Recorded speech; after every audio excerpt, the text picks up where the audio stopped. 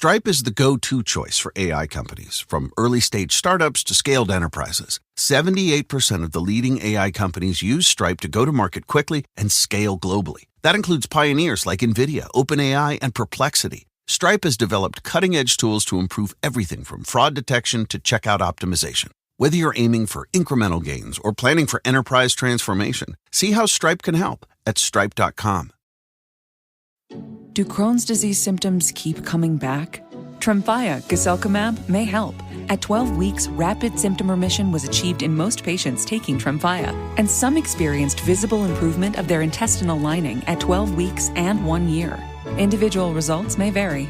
Tremfya is a prescription medicine used to treat adults with moderately to severely active Crohn's disease. Serious allergic reactions and increased risk of infections and liver problems may occur. Before treatment, your doctor should check you for infections and TB. Tell your doctor if you have an infection, flu-like symptoms, or if you need a vaccine. Explore what's possible and ask your doctor about Tremfya today. Call 1-800-526-7736 to learn more or visit tremfyaradio.com. Looking to buy your dream home or rent that perfect apartment? With the Redfin app, you'll know the moment your next place hits the market. Set up your gotta have it wish list, and Redfin will send you real-time notifications for properties that match.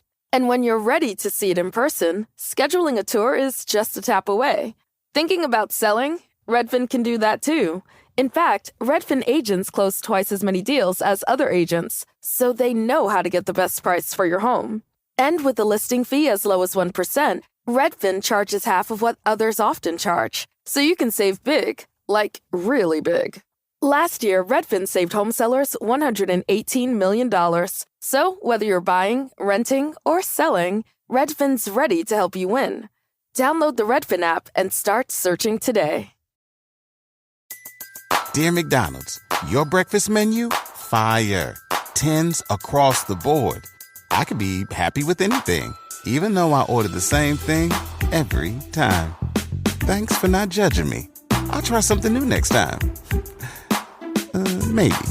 Score a 2 for $5 deal on a sausage McMuffin with egg and more. Limited time only. Price and participation may vary. Cannot be combined with any other offer. Single item at regular price. Ba-da-ba-ba-ba. Now more than ever, Lowe's knows you don't just want a low price, you want the lowest price. And with our lowest price guarantee, you can count on us for competitive prices on all your home improvement projects. If you find a qualifying lower price somewhere else on the same item, we'll match it. Lowe's, we help, you save. Price match applies the same item, current price at qualifying retailers. Exclusions and terms apply. Learn how we'll match price at lowes.com/lowest price guarantee. Did you know that Game Pass or Pass is brought to you for free because of Spotify for podcasters?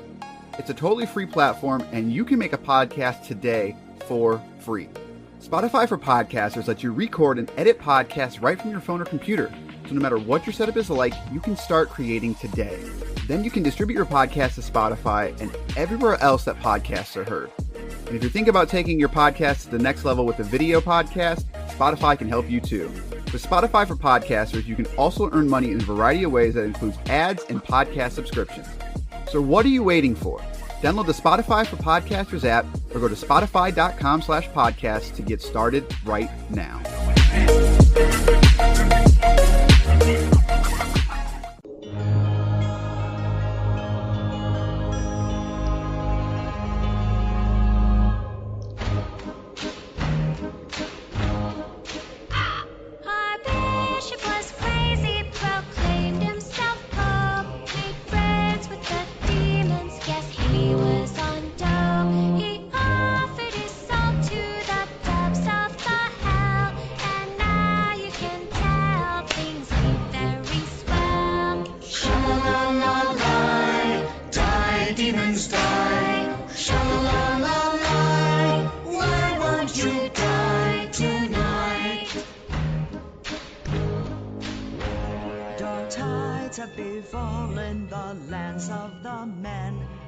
Heroes are slaughtered time and again. The archdemons. It is now time for a very 90s paper craft edition of Game Pass or Pass, the podcast where we talk about games on Microsoft's Game Pass service and tell you which games to pass on to your friends and which games to simply pass on by. Because sometimes you just got to do that. You just got to let them go. It's sad, but true. If you love them, you got to leave them. Exactly. Right? Is that how that goes? It is episode 20, and on this episode, we are going to be talking about Book of Demons. I got spooked up. I had never heard of this game until Game Pass. So this is almost the perfect Game Pass game, and the reason for this show. This game is developed by Thing Trunk, and it is their first game. So I don't remember their country of origin because I looked it up, but I forgot. But basically, they had started the studio in 2012, but they did not release the game until 2016. But they had an initiative called Return to Games. It was going to be a series of 7 titles aiming to recapture the feeling and experience of classic games from the 90s. The series was announced 3 years ago, which would have been 2015. This is from Wikipedia, I guess I should say. And all games in the series will utilize card mechanics and take place in the same settings. So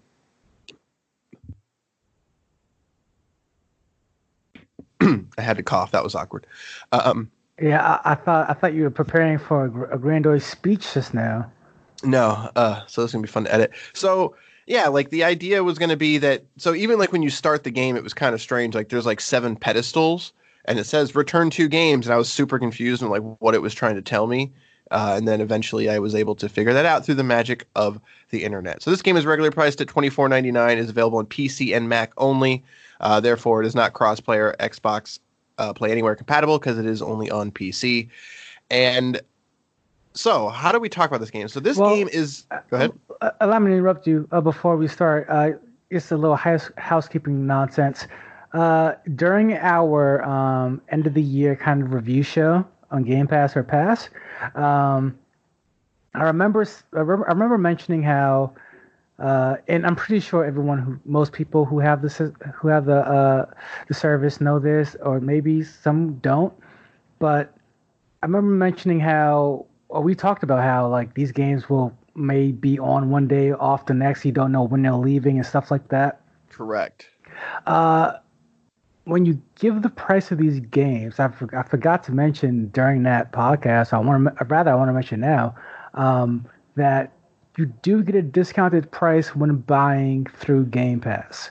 That is correct. If you like a game and want to keep it, you get to keep it. Then you get the discounted price through Game Pass. So instead of paying the full price, you could get it for a good chunk of change off.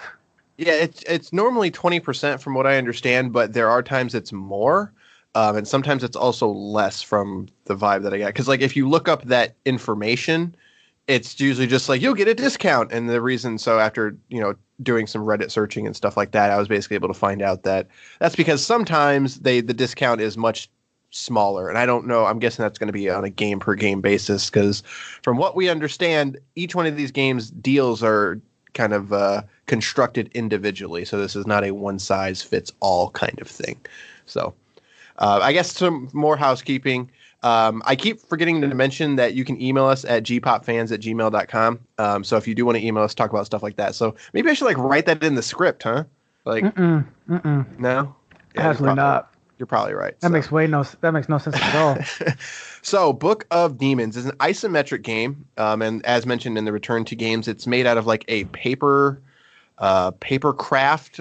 Is that what is that like? It's a Paper Mario-ish thing. I don't want to say origami, but like yes, like I mean origami is just the art of folding paper, so yeah. I guess yeah. So, but what if you have never seen this game, I don't think I'm exaggerating when I say it's Diablo. Like it's a dungeon crawler.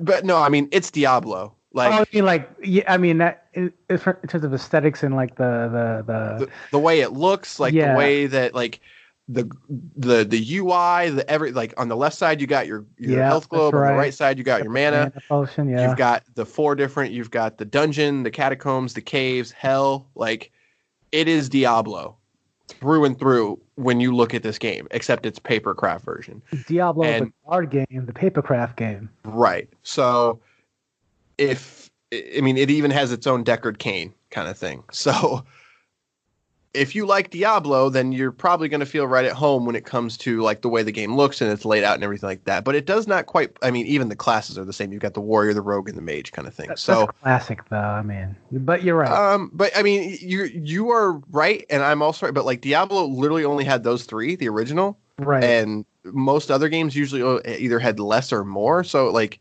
But it's even down to the same race and gender. Like the mage is black and male, and the rogue is female and white. Like so, it's even down to that. So Blizzard, sue these people. Right. Honestly, I think you could have a case. Like, it's close enough because I was riding with you the whole time. Once you mentioned they have their own Decker Kane, I'm like, oh, that's right. Yeah, like it's. I only remember this because I have played, when it comes down to games I've put the most hours in, Diablo is probably up there, especially if you combine all three of them. Like, it's stupid. But Diablo, the original game, was like when I discovered that you could play games on the internet, and it just blew my mind with my 7-year-old mind. Like, and that's all I did for a couple of years. So I think mine was Quake. What was that? I think mine was Quake. So I knew that you could play Quake against other people, but I didn't know you could play it online, if that makes sense. Because like my household, my father was into computers and that's what he did for a living. So like he had hooked up 2 computers for us to play Quake against each other. And the idea of playing with somebody across the world, I didn't even understand at that time. So I don't think I understood what was happening, but I knew what it was. Like, if that makes any sense. Like I knew the person was not in my living room. Let's put it that way. Right. So yeah, the idea, I was playing Diablo on a dial-up modem for a long time. Also, I played Diablo Spawn, which was the demo, for a very long time because I didn't realize that the full version had internet capabilities. So yeah, I was not the smartest child, I guess, but I played a lot of Diablo. So what does that tell you? Anyways. So yeah, like it was kind of strange hopping into this and playing Diablo but not playing Diablo, if that makes sense. It's the movement. You can move with the arrow keys or you can move with your mouse. Like I said, it's isometric view. So what's strange is that it does not really have free-form movement. It is more of a grid. I don't want to say grid-based because it's not grid, but there's a path that goes through everywhere, and you can only go on that path, whether forward, back, etc. So that's kind of strange. But all of your attacks, you can click and hold, which was something that was not in the original Diablo. But so everything is based on of that. And then you have abilities that are mapped to your, you can either like click on them or you can map them to your number keys, et cetera, et cetera. So if you've ever played Diablo, you probably have a good idea of what we're talking about. The difference kind of thing is that everything is card based, not just some things. Like everything except your basic attack is card based. So it takes up a certain amount of mana, takes up a certain amount of health potions, etc. So, and then when it comes to like upgrading your abilities, like you find new abilities, you do that by getting cards. You don't upgrade like a skill tree or anything like that. You simply go through cards, and then you upgrade the cards with other cards, kind of thing. So, if you've ever played anything like that, it's right along those lines of just sort of cards feeding into cards, sort of aesthetic, I guess you could say.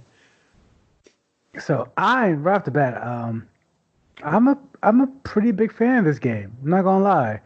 I remember we spoke about it earlier. I think you described it as like it, don't love it. I feel like I'm somewhere in between that, wherever that may be, because there are parts about this game that I really respect, and then there's parts about it I'm just like, all right, that could have been fleshed out a bit more, but then it kind of lays flat. I mean, because right off the bat, like. You play this warrior. You start off as the warrior. You have to unlock the other 2 classes, and then you enter the Diablo, like the very Diablo-esque type overworld, and then from there you just start descending down this dungeon, like level by level. And at first I'm like, this seems a little too simple, but slowly over time you start adding different mechanics that make it just different enough to where once a bunch of stuff starts happening on the screen, that's when the complexity starts to fold its way in, and you start to like, and then a strategy forms, and that's when I started to enjoy the game more, actually. Yeah, the ramp up, the in ramp, I guess you could call for this game. So to me, it feels very confused. It's almost like it wants you to. So when you first start, the difference is that it sort of like gates how you enter the game. So at first you can only do what they call like a small run, I think, or it's like short run or something like that. Like the verbiage that they use is very strange, and they do it by minutes. It's like this will take 10 minutes, this will take 15 minutes, etc. So it's almost like it wants you to play how you want to play. It's like you have 10 minutes, you have half an hour, whatever. But the ramp up to that is extremely slow. That's part of my issue. Yeah. Yeah. So basically the cathedral is like your tutorial kind of thing. And it sort of makes you do a short run. Then it makes you do the slightly longer run and then the slightly longer run, etc. And then eventually you get to the butcher character. I don't remember what they call him in this, but it's basically the butcher. And that sort of unlocks the long game, etc. But I guess I just don't get the point of that whole thing. It seems really kind of strange and convoluted to sort of gate progress like that. And so I think what they have in mind is because unlike Diablo, where you can just kind of drop a portal, leave, and shut the game down, they want this to be more roguelike. Have more roguelike elements. So like the idea of quitting a dungeon like halfway through, they don't want you to do that to yourself. So I guess they upfront they're telling you like, how much time do you have to play this game right now? All right, so take this run instead of this run. But that loses me is that if I'm doing a shorter run because of the way the game is structured, I don't feel like I'm making any progress because to sort of get past everything, you have to do these sort of, I don't want to call them like temple missions. And one of them being like the butcher and the second one is in the cathedral. But to do those are like the longer quests, but that's where that's where you make the most progress kind of thing. So it's just like, and you also get the most rewards too. Right. So like you get less rewards the shorter you play. So it's like it's almost now. Let me put it this way: I agree with you, but I get why they did it that way. Like it's almost no point to do a short run, right? Except for tutorial's sake. Right, and yeah, I don't know. It's confusing. And that's that's kind of where I feel like with the whole thing. So eventually, once I unlocked the other two classes, I immediately went to the rogue because that was kind of my main in the OG Diablo. And so I was like, all right, I want to see how this plays. And it does. It plays a little bit different. You've got more ranged attacks, etc. And it plays significantly different from the warrior, which the warrior to me was kind of meh. Most of his attacks and stuff like that were pretty basic. And his magic abilities that I at least unlocked them. I think I got to like level 12 or something with them because I think you have to get to 10 before you can even play the other two. So I was like, all right, like I'm not really feeling it. So I did the rogue and I don't know. I wasn't feeling it either. So then I landed on the mage. And I think I had the most fun with the mage. And that's just because the spells and stuff that I found with him are much more unique in terms of how I played the game. But then like I don't want to say I fell off this game, but what I want to say is like where the game just like super lost me is that I just really wanted to play Diablo because the way that this game, since it keeps you on this isometric view, but you can only go forward and back, there's a ton of enemies that do like a poison splash damage or electric splash damage or something. And since I don't really have free movement, I can only move forward and back.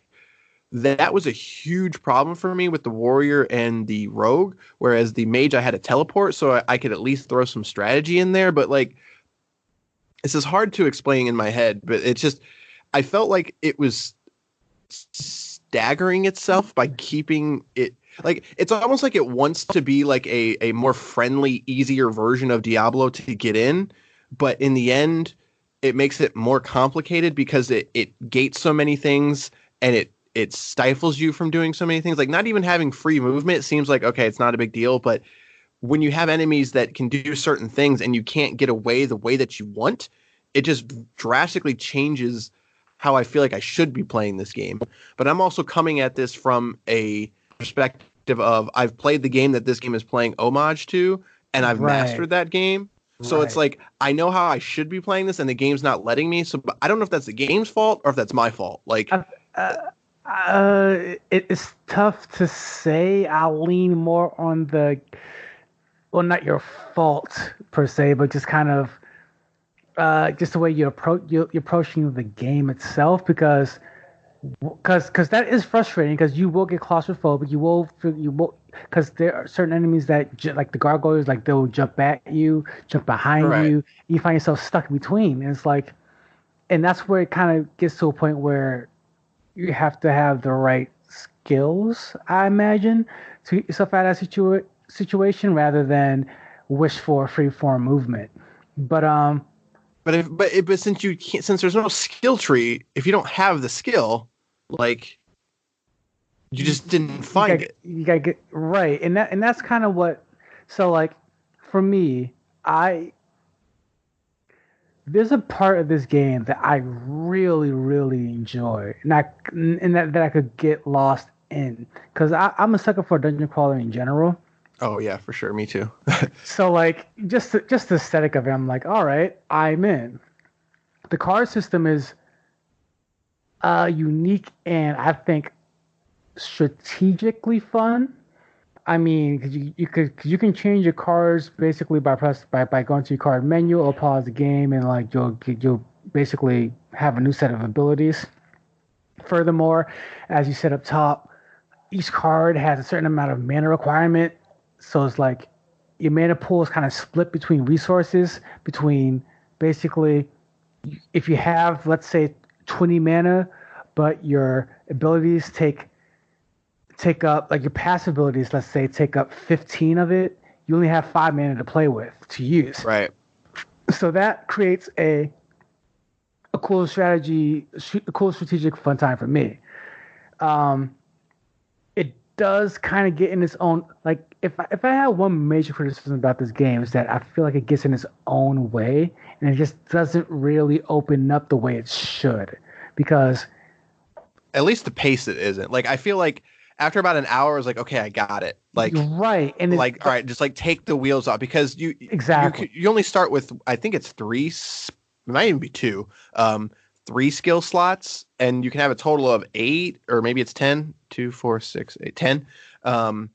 And it takes a long time to unlock those. Start with 2. I said it might have been 2. Yeah, it was either 2 or 3. But so like the first 2 come pretty quick, but then after that, it takes some time. Like, it's a lot, and that's where it started to lose me, because I wanted to, because one of the things about Diablo is you could beat that game in a pretty quick. You could beat that game in one sitting. Yeah, if you know what you're doing, yeah, for sure. Yeah. Like, even if it's your first run through, 2 sit downs, if you really just kind of beast your way through it. Right. So it's it just depends what your goal is, kind of right, thing. So, exactly. Yeah. Well, where this game, the goal is like this game, your only goal really is to get to the bottom. Right. And it's like, all right, let me race for the bottom, but it's like, no. We're gonna take our time with this. It's like, I don't want, like, I played this game for an hour now. I understand the mechanics. There's only so many more enemies, new enemies you could throw at me. I get it. Let's go. And it's like, no. Hang on. You need 15,000 gold to open up your next skill like set, and it's like, whoa, like I'm banking maybe 950 a run, like right. Like, this is not like, which also, like, that goes into, so whenever you gain a level, you basically put a point into your mana or your health, but then you can there's like a pool that the other point goes into, and then you can go and buy that pool eventually. But that costs gold too. So like everything kind of costs gold, and like upgrading your cards costs gold. So gold is your main resource here. And they do eventually, you can stumble into bigger pools of gold, as well as the deeper that you go, like obviously the more gold you get, but in like any game, the more gold it eventually starts taking. So like to me, there's a disconnect of resources, not resources, but of that drip feed of gold. It's just like I feel like I should be moving quicker, kind of thing. Like that was my major concern, and where you're playing this game, because it's like, again, like the fun factor is there for me.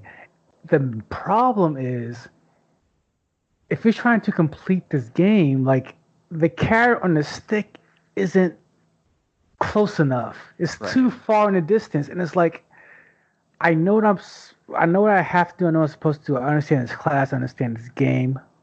As you said, take the training wheels off and just let me go. I put enough time to this game where I should have felt more powerful. I should have felt like I was doing more. And it's like, no, we're going to still just drip feed you cards, or in this, by cards I mean abilities. And it's like, you gotta give me enough to play with to where I feel like I've done something after a while. Because the way it's built now is like, it just takes too long to get to a place where you feel powerful. Yeah, and I don't know if we're just approaching the game wrong, because the game feels like it's like, I don't want to say this, but like it's the one that comes to mind. It feels like a mobile game. Like it feels like it's a game that they want you to come back to once every couple days or a couple times a day kind of thing. It's just like, hey, like do a run really quick kind of thing. Like, oh, I got 20 minutes. I'm going to do this longer run. But then like the way that it gates some of the progress, it doesn't feel like that. So it's like basically, because of this podcast, the way we play games, like we basically have to set aside time of being like, all right, I've got like 3 hours right now, or I'm going to hop in this game right now. And maybe that's wrong. Like maybe that's on us, but I just don't know. Like, I don't know if, I don't know if that's a flaw or if that's a. I think depending on the game, but I remember when I was running the website and the podcast, and the website had reviews and articles. Well, oh my gosh! The website had reviews and articles and stuff like that. You did it. 22. Good job.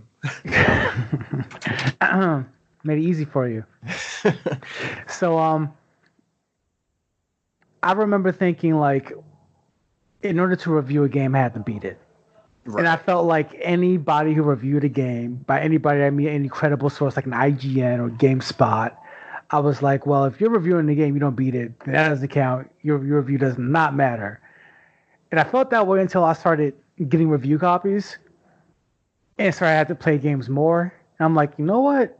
After about 2-3 hours, I should be able to review this game fully. Like I should be able to understand what this game, like I should be able to know at least if I like this game or not. Whereas, and this is one of those games where I feel like I know I like this game.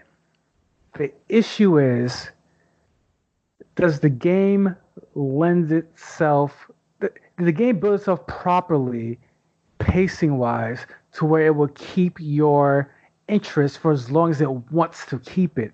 That's the biggest issue with this game, because it wants you, it's like you said, it wants you to come back to this. It wants you to every game wants you to complete it. But this is one of those games where the process is it feels so slow from where we're at, where I'm like, I don't feel like I'm going to get through this game even though I want to. Right. And that's the problem. Like, for me, it feels like a problem, but at the same time, I'm so enamored by it of just like,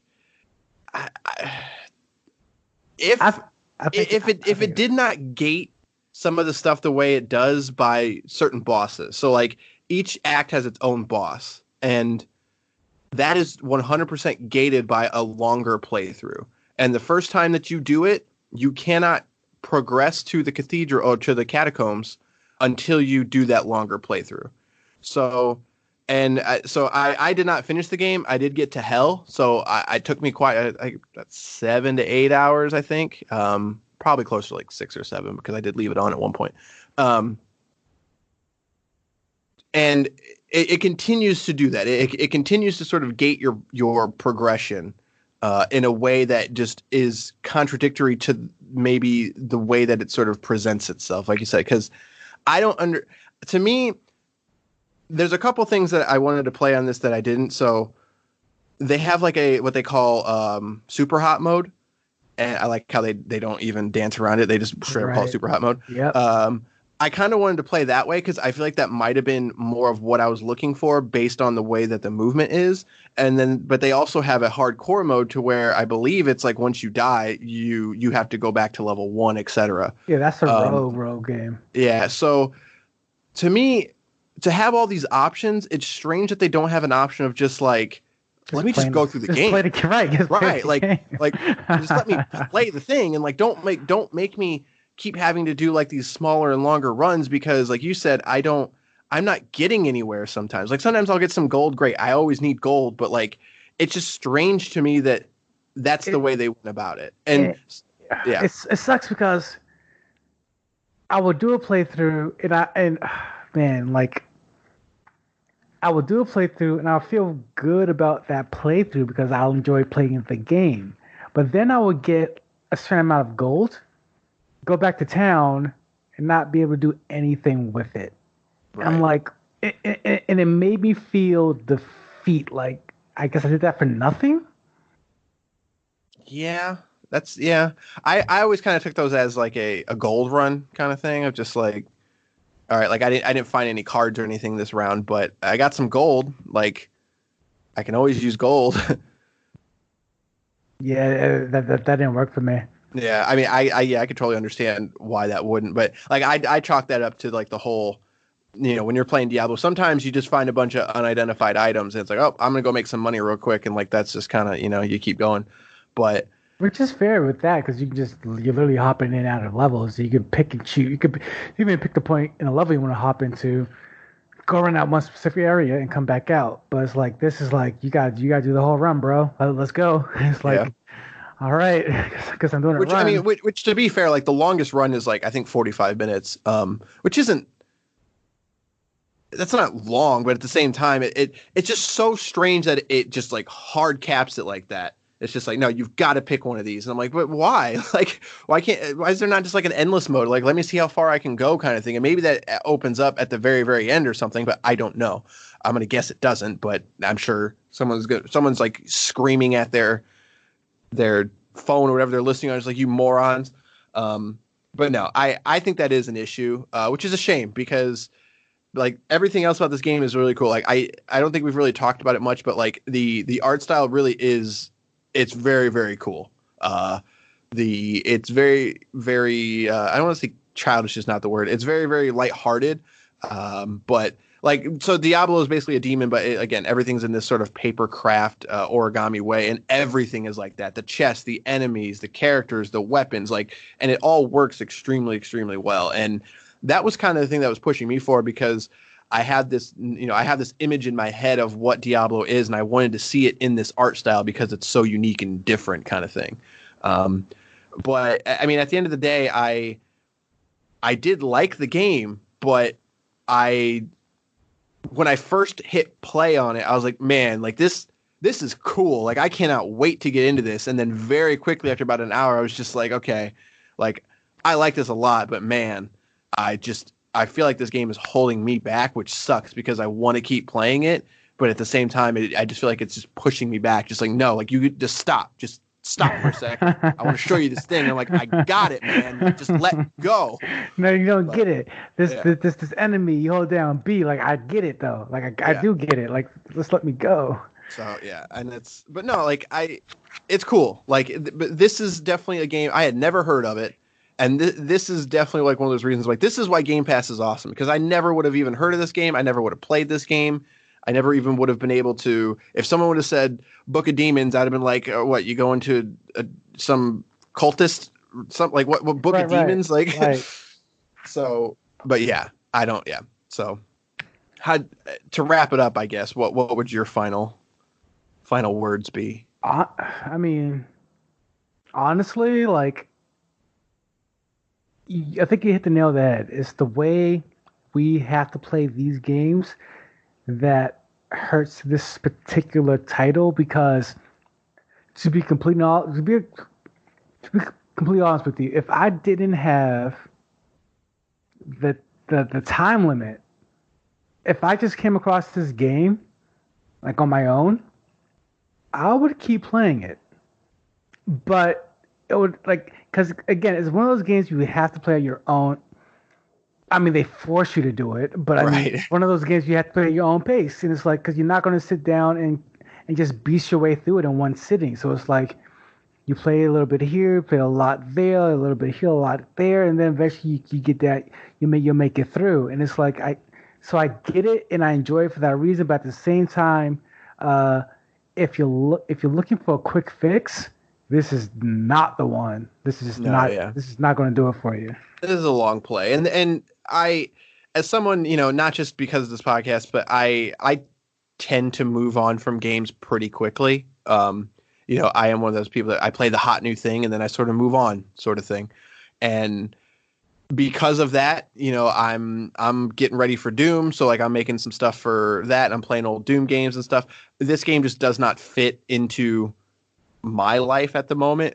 Like, I really wish this game was on a phone. Like, I really do, because I feel like this would be like a perfect game that I could run. It will be a good phone game because it doesn't have the trappings of a mobile game, but it has the structure of one almost. Right. So, and to me, like, I don't want to make assumptions and say that they want to bring it to mobile or whatever. I don't know if that's true, but then again, like the skill system there being 10 skills, but it's probably not possible kind of thing.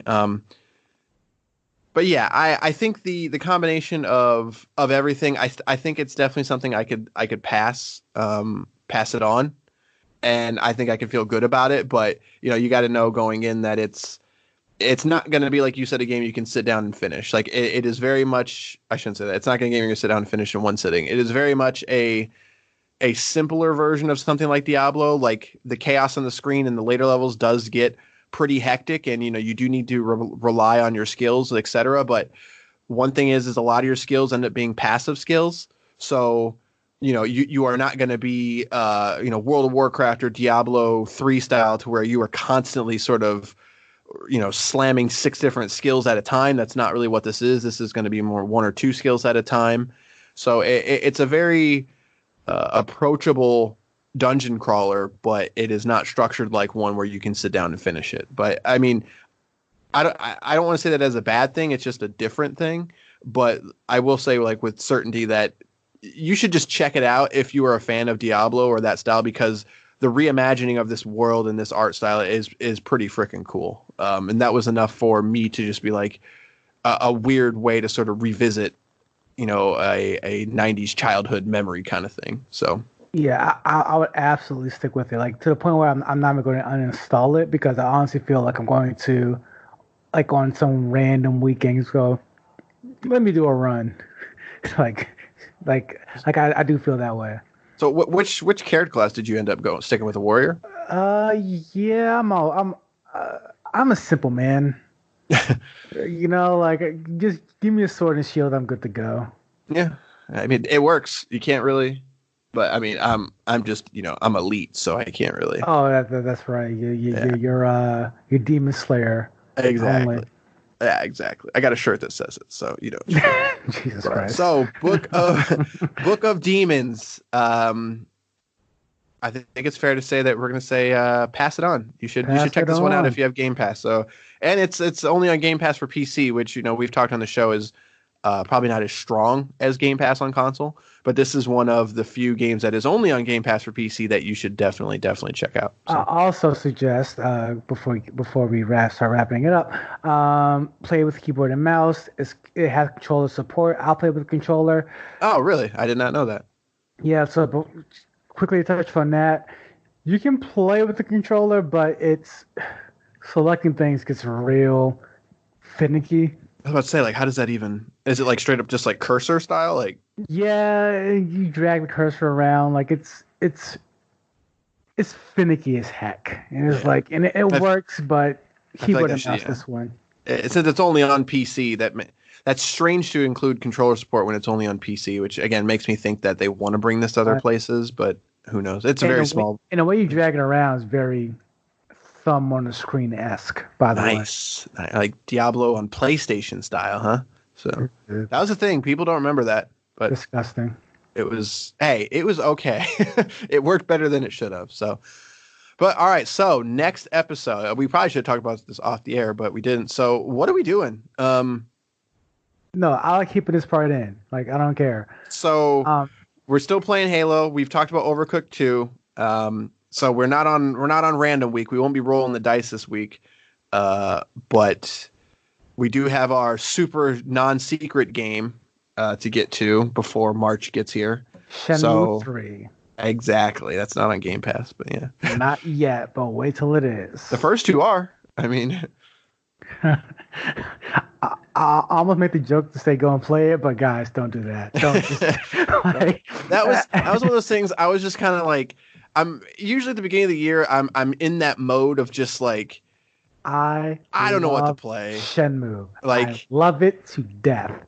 I'm a huge Shenmue fan. Do not ever play Shenmue. I installed Shenmue 1 because it's on Game Pass for console and it's Xbox One X enhanced. So I downloaded it. A couple days later, I was like, what was I thinking? And I uninstalled it. That's a proper solution. I was just like, no, like I've done this before. I know how this ends. I love it so much and it's not good. So all right, so what are we doing? Should we team up and play some Overcooked? Should we finish Halo? Should we play the super secret game? Should we play a new game? Here's what I think we should do. I think we finish Halo. All right, also, so Halo Reach. We play a bunch of Overclock because I like Overclock. You overclock things. Overcooked. So overclocking is much different than I love overclocking things. So, and the only time I played Overclock is with a young lady who is not video game savvy, and I wanted to punch her in the mouth because she didn't wash dishes, and I felt very white. So, I'm not keeping that in. What? That's PG-13. That's very PG-13. I demand to be in off the podcast. So I want to play with someone who's also good at video games to see how far we get, see how hard this game really gets. Yeah, I have played the first one with both set of audiences of not adept in gaming and very adept at gaming, and it went about the same. Really? In terms of like how far we got, definitely changed. But in terms of just like the language that was used, of just like what are you doing, you moron? Like you've got one job, the dishes. Just do the dishes. What are you doing? Like that's. Again, the conversations were very much the same. I think that's the goal. So, all right. So, which one are we doing first, though? I think we should. Play, beat, and record Halo. Halo Reach, you might say. All right. So there you go. That's it. Halo Reach will be the next episode. This is the campaign only. We're not playing the multiplayer or anything like that. So. Just because they are going to be releasing the Halo franchise, which the only one I'm kind of concerned about is 5. I shouldn't say concerned, but I don't think they're going to do 5, right? Like, because they said they're only doing the Master Chief Collection, which 5 was not part of that. So 5 was Reach, 1, 2, ODST, or 3, ODST, 4. So I wonder if 5's ever going to do that. But so we're going to be doing that playthrough just until Halo Infinite comes out later this year. So just kind of a fun thing to go back to and check out. And as these are the first time they're on PC too, so we can, speak to that port job and everything like that. So, but all right, I think that is going to do it for Book of Demons. Again, we passed that one on. Check that game out. You can email us at gpopfans@gmail.com. Rate us on your podcasting listening service of your choice. For whatever reason, Spotify is our top one at the moment. Again, the idea of listening to a podcast makes sense, guys. It doesn't make any sense. A podcast on Spotify still it just clicked. What? It just clicked. All right, guys. All right, I know why. Because as someone who now has Spotify Premium, I get it. Also, as someone who has Spotify Premium and someone who's extremely lazy, I'm not double apping this thing. Like if I'm in one app, I'm just gonna let it play. So it's like, that's the only way it could work. My whole thing is that I listen to a lot of podcasts, and the way Spotify does like their sorting drives me nuts. Sucks. And they're wrong for listening to it on Spotify. I agree, but that's where I'm at with it. It is what it is. It is. Hey, listen to it. I appreciate that you listen to us. All right, that's going to do it for this episode. We'll see you next week with Halo Reach. Good day, sirs. When it comes to your wireless, other prepaid providers lock you into plans with hidden penalties that hit when least expected. US Cellular Prepaid offers a 3-day grace period if you need extra time to pay. With plans starting at $25 a month, staying connected has never been better. No hidden fees or surprises, just the coverage you need at the price you love. Plus, you could get a free device like the Samsung Galaxy A16 5G. US Cellular Prepaid. Terms apply. Visit uscellular.com for details. Dear McDonald's, your breakfast menu? Fire. 10s across the board. I could be happy with anything, even though I ordered the same thing every time. Thanks for not judging me. I'll try something new next time. Maybe. Score a 2 for $5 deal on a sausage McMuffin with egg and more. Limited time only. Price and participation may vary. Cannot be combined with any other offer. Single item at regular price. Ba-da-ba-ba-ba. Finding ways to be financially savvy is a smart move, and knowing you could be saving money for the things you really want, like that dream home or new ride, is a great feeling. That's why the State Farm Personal Price Plan can help you save when you choose to bundle home and auto. Bundling, just another way to save with the Personal Price Plan. Prices are based on rating plans that vary by state. Coverage options are selected by the customer. Availability, amount of discounts and savings, and eligibility vary by state. Did you know that parents rank financial literacy as the #1 most difficult life skill to teach? Meet Greenlight, the debit card and money app for families. With Greenlight, you can set up chores, automate allowance, and keep an eye on your kids' spending with real-time notifications. Kids learn to earn, save, and spend wisely, and parents can rest easy knowing their kids are learning about money with guardrails in place. Sign up for Greenlight today at greenlight.com/podcast.